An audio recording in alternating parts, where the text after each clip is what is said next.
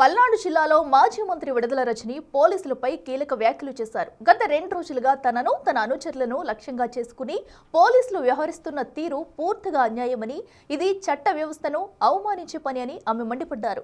చట్టానికి, వ్యవస్థలకు తనకు సంపూర్ణ గౌరవం ఉన్నప్పటికీ పోలీసుల ప్రవర్తన మాత్రం రౌడీలు, గూండాలను తలపిస్తుందని ఆమె ఆగ్రహం వ్యక్తం చేశారు. వైసీపీ మాజీ మంత్రి విడుదల రజని తనపై, తన అనుచరులపై అక్రమ కేసులు నమోదు చేస్తున్నారని మండిపడుతున్నారు. తనపై నమోదవుతున్న కేసుల నేపథ్యాన్ని వివరించిన రజని, శ్రీ గణేష్ చౌదరి పేరుతో జరుగుతున్న ఫిర్యాదులు పూర్తిగా రాజకీయ నాటకమని అన్నారు. గణేష్ చౌదరి గత ఎన్నికల్లో దర్శి టీడీపీ అభ్యర్థి గొట్టిపాటి లక్ష్మీ ప్రచారంలో పాల్గొన్నాడని, ఈ విషయాన్ని ఫిర్యాదు చేసిన వాళ్లే ముందే పేర్కొన్నారని ఆమె చెప్పారు.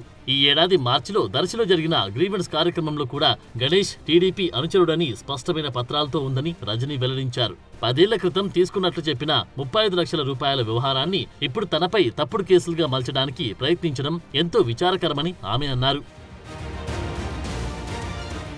మహబూబ్ సుబానీ అనే వ్యక్తి పల్నాడు ఎస్పీ కార్యాలయంలో తమపై ఫిర్యాదు చేసిన విషయాన్ని ప్రస్తావించిన ఆమె, అతను టీడీపీ మైనార్టీ సెల్ అధ్యక్షుడని, అంతకుముందు చిలకలూరిపేట టౌన్ స్టేషన్లో గణేష్ తో రాజీకి వచ్చిన ఆధారాలు తమ వద్ద ఉన్నాయని తెలిపారు. ఈ అంశాలను పట్టించుకోకుండా ఓవైపు ఫిర్యాదు పెట్టేలా, మరోవైపు కేసులు నమోదు చేసేలా పోలీసులు పనిచేస్తున్నారని రజని విమర్శించారు. పల్నాడు జిల్లాలో ఒక ఉన్నతాధికారి ఓ ప్రత్యేక రాజకీయ పార్టీకి అనుకూలంగా వ్యవహరించడం వల్లే ఈ పరిస్థితులు వస్తున్నాయంటూ ఆమె ఆరోపించారు. తప్పుడు ఫిర్యాదులు చేస్తే వెంటనే కేసులు పెట్టడం, యూనిఫామ్ వేసుకున్న పోలీసులు 3 పార్టీలకు అనుకూలంగా పనిచేయడం వంటి వ్యవహారాలు చట్టపరమైన విధ్వంసానికి నిదర్శనమని ఆమె అన్నారు.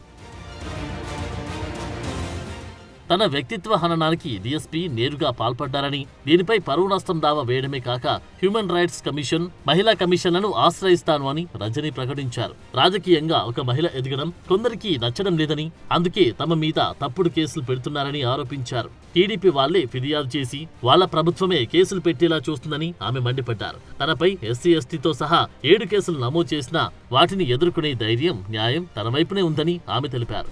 ఈ ఘటనలపై నిష్పక్షపాత విచారణ జరగాలని ఇప్పటికే ఎస్పీకి ఫిర్యాదు చేసినట్లు రజని వెల్లడించారు.